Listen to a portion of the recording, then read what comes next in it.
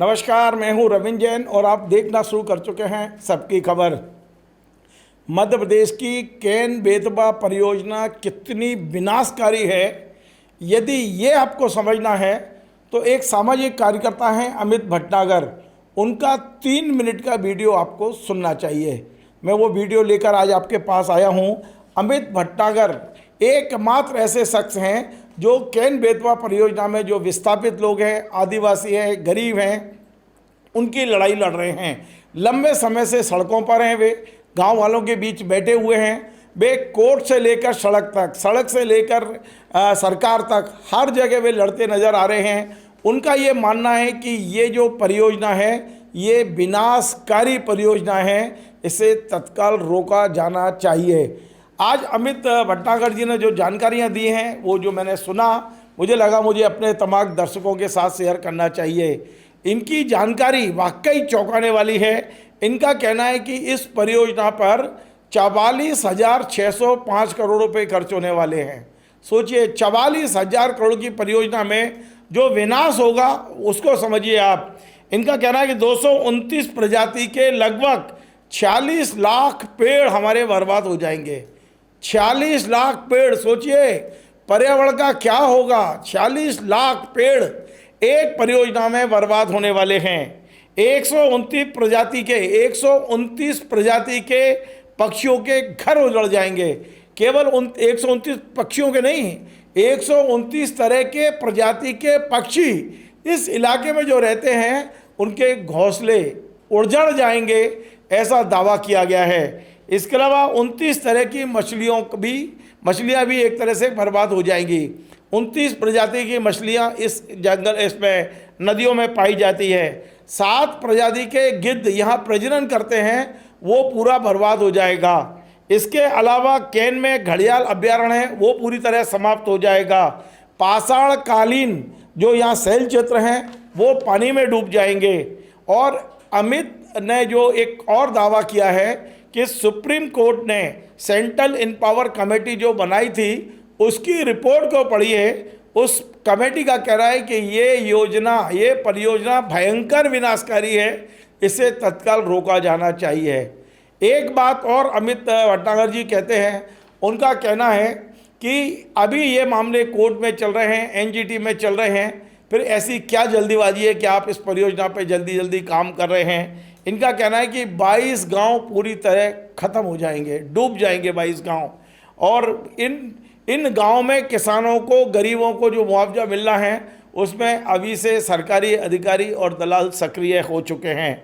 आप सोचिए, अमित भटनागर जी कहते हैं कि यदि आप बुंदेलखंड में पेयजल की, पानी की समस्या को हल करना चाहते हैं तो ये जो 44,000 करोड़ की योजना आप बना रहे हैं, केवल इस योजना से पूरे बुंदेलखंड में 22 लाख तालाब बनाए जा सकते हैं। 1 करोड़ एकड़ खेती, 1 करोड़ हेक्टेयर खेती सिंचित हो सकती है। इस तरह का दावा अमित भटनागर जी कर रहे हैं। मैं आज चाहता हूं कि 3 मिनट आप निकालें और अमित भटनागर की इन 3 मिनट के वीडियो को गौर से सुनिए और उसके बाद चिंतन करिए कि ये जो बड़ी बड़ी परियोजनाएं आ रही हैं, ये क्या वाकई विकास का कारण है या बहुत बड़े विनाश का कारण है। हम कुछ नहीं कर रहे, अपनी कोई टिप्पणी नहीं कर रहे। हम सिर्फ एक पर्यावरणविद, एक आंदोलनकारी, एक सामाजिक कार्यकर्ता की बात आप तक पहुंचा रहे हैं। निर्णय आप करिए।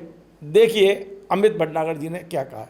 केन नदी समुद्र तल से 500 मीटर की ऊंचाई पे बहती है, जबकि बेतवा नदी समुद्र तल से 567 मीटर की ऊंचाई पे बहती है। एक नीची बहती हुई नदी का पानी अपने से कहीं ज़्यादा ऊंची नदी में पानी को ले जाने का प्रयास हो रहा है, जो पूरी तरीके से अविवेकपूर्ण है। दूसरा ये है कि इस पूरी परियोजना में एक बड़ा पर्यावरणीय नुकसान होने जा रहा है। 229 प्रजाति के 46 लाख से ज़्यादा पेड़ पूरी तरीके से तबाह हो जाएंगे। और इस परियोजना में 129 प्रजाति के जो पक्षी हैं उनका घर उजड़ जाएगा। 29 तरह की मछलियां हैं जिनका जीवन संकट में आ जाएगा। इसमें 7 प्रजाति के गिद्ध रहते हैं जिनका प्रजनन केंद्र है वो पूरी तरीके से उजड़ जाएगा। केन घड़ियाल जो अभ्यारण्य है वो पूरी तरीके से चौपट हो जाएगा। कई यहाँ पर पाषाणकालीन शैल चित्र हैं जो पूरी तरीके से जलमग्न हो जाएंगे। ये परियोजना जो है, इस परियोजना में लोकतांत्रिक संस्थाओं का भी पालन नहीं किया गया है। इसमें जो ये पर्यावरणीय पहलू है, इस पर्यावरणीय पहलू को लेकर सुप्रीम कोर्ट और वन्य जीव पर संरक्षण को लेकर एनजीटी में भी सवाल उठे हैं, जिसमें अभी केस चल रहा है। सुप्रीम कोर्ट ने जो अपनी एक समिति बनाई थी, सेंटर एम्पावर्ड कमेटी, उस कमेटी ने इस पूरी परियोजना को भयंकर विनाश बताया और इस परियोजना को रोकने की अपील की है। जब ये कोर्ट में केस चल रहा है तो इस परियोजना को लागू करने का कारण क्या है, समझ में नहीं आता। दूसरी तरफ एक ये है कि ये पूरी परियोजना 22 गांव के त्याग पर टिकी हुई है। इन गांवों को पूरी तरीके से विस्थापित किया जा रहा है, जहां भू अर्जन कानून 2013 लागू हो रहा है, लेकिन सरकार और प्रशासन किसी भी तरह के कानून का पालन नहीं कर रही। ना वहां नोटिस दिए गए, ना धारा 11 का पालन किया गया, ना धारा 15 के तहत सर्वे का कार्य हुआ है, ना ही वहां धारा 21 के तहत अवार्ड की जो सूची है वो गाँव में लगाई गई है। आदिवासियों का पैसा दलाल और अधिकारी मिलकर करोड़ों रुपए का भ्रष्टाचार किया गया है, डकार गए हैं। दूसरी तरफ ये है कि अगर जल संकट का बुंदेलखंड का जल संकट दूर करना है तो हमारे पूर्वजों ने, बुंदेलखंडी पूर्वजों ने इसका एक स्थायी हल बताया था। हमारे यहाँ चंदेलकालीन तालाब, कुएं, बावड़ियाँ कई हैं। सरकार ने भी बलराम तालाब की योजना चलाई है। अगर इनका पुनरुद्धार किया जाए, जैसे 44,000 करोड़ हैं, अगर इसमें देखा जाए तो 2 लाख रुपए के 22 लाख तालाब खुद सकते हैं।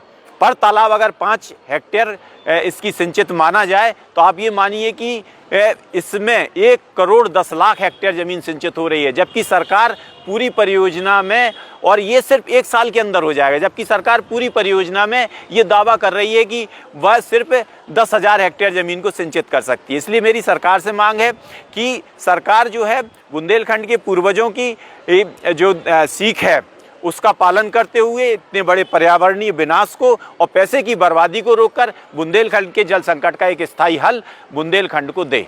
आपको मैंने अमित भटनागर का सुनाया। अमित भटनागर लगातार संघर्ष कर रहे हैं, ग्रामीणों को लेकर संघर्ष कर रहे हैं। उन्हें गिरफ्तार किया जाता है, जेल से छूटते हैं तो फिर सड़क पर बैठते हैं। एक ऐसा संघर्षशील व्यक्ति जिसने इन योजना के बारे में तमाम जानकारियों का अध्ययन किया है और अध्ययन के आधार पर आपको बताया है कि ये कितनी विनाशकारी है। निर्णय आप लोग करिए। आप जानते हैं कि सरकारें आज जिस तरह के निर्णय लेती हैं, जनता की आवाज़ अब कोई मायने नहीं रखती। नमस्कार।